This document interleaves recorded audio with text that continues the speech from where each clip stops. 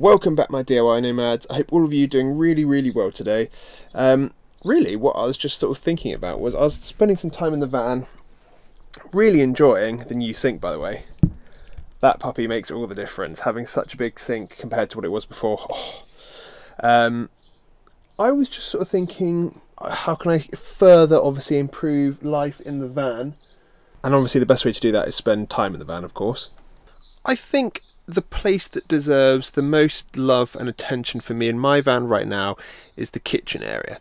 What I'm going to do, what I've been thinking, is I'm going to add some cupboards, some storage up here in this corner, and design something that probably comes out to maybe in line with the edge of the window here.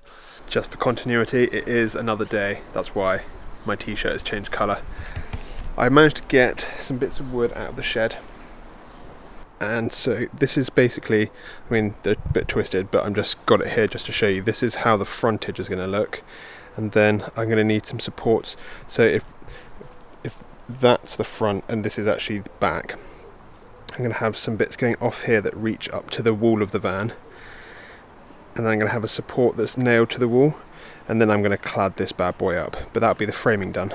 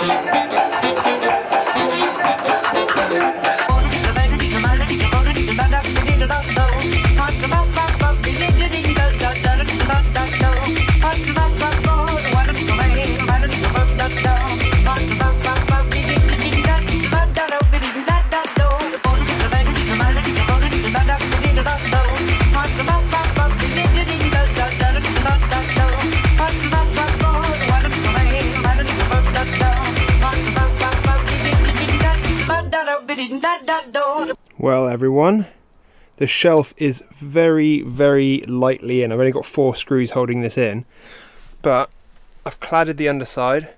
It all matches in well with the other cladding. I'm going to do this in a second part. I'm going to make this one giant...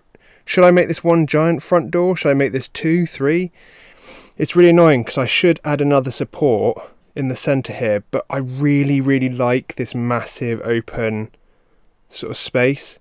And I want one massive open, I want one really long opening door. So it's not like loads of drawers, not loads of, I don't want it to be loads of cupboard doors, I want it to be one big one.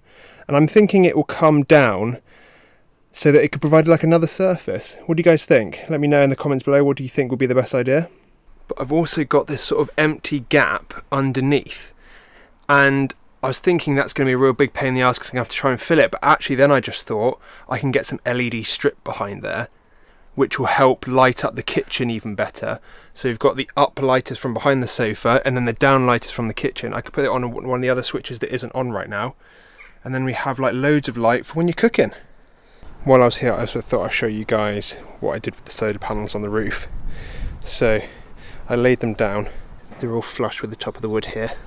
Well, just about, it's probably a couple mil. I've then sealed along the front edge to stop any wind trying to get in and lift them up. And I've used these bits and screwed in from the side into the aluminium frame. Really, really nice and strong.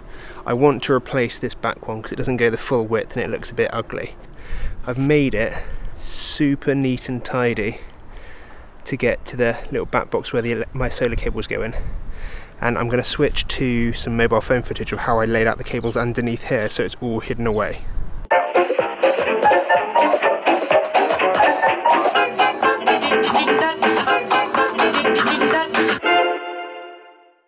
Now if that isn't a super tidy solar setup, I don't know what is. And I'm looking at you, Blue Flyer.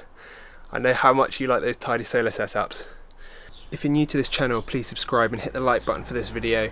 Time is the biggest luxury that we have, so use it wisely, keep yourself busy, don't waste it spending the time in front of a TV, get out there, enjoy life, and as always, I'll catch you guys next time.